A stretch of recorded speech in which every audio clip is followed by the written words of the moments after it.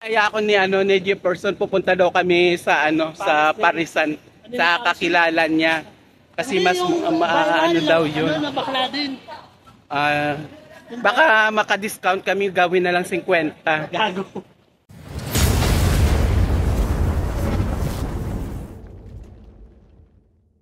Yung Parisan doon, 100, isang kakain lang.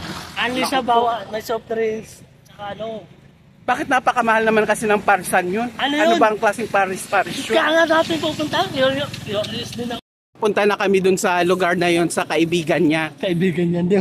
Saan daw ni Diwata kasi nakita niya daw yun. Nag-viral daw yun, sabi niya.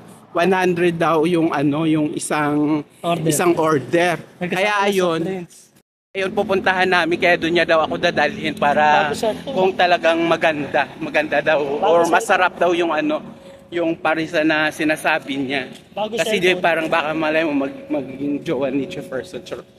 May sa may MUA, di ko alam kung Diosdado Road dito. Grabe ang ganda ng building. May hagdanan. Parang Stairway to Heaven.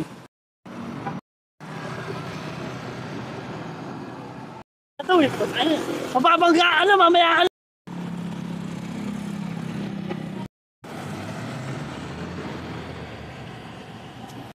Nandito kami ngayon sa Jokno Boulevard sa likod ng Senate building kung saan ang paris-parisan ni Diwata, yung nag-viral sa GMA.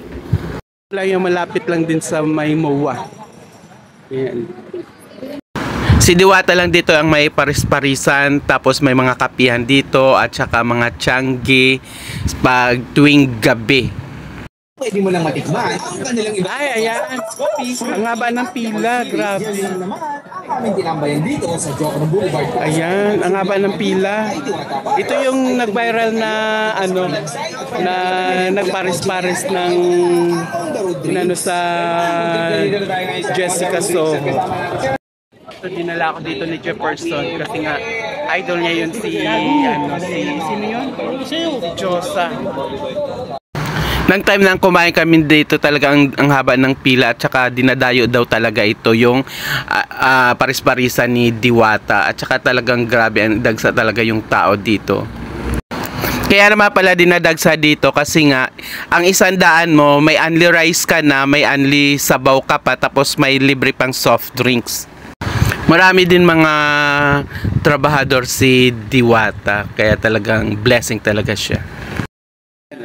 Talagang sarap. Ayan. 100 na yan. Lahat libre, only rice.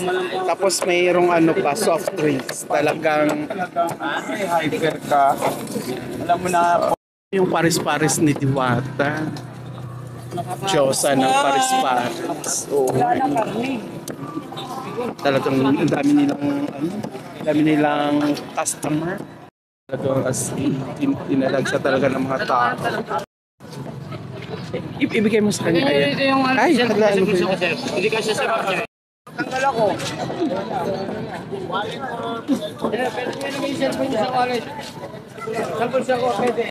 Yung nakikita nyo kumakain din is mga customer yan ni Diwata.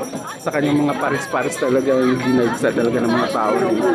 At ayan, At saka na siya yung tawag nito.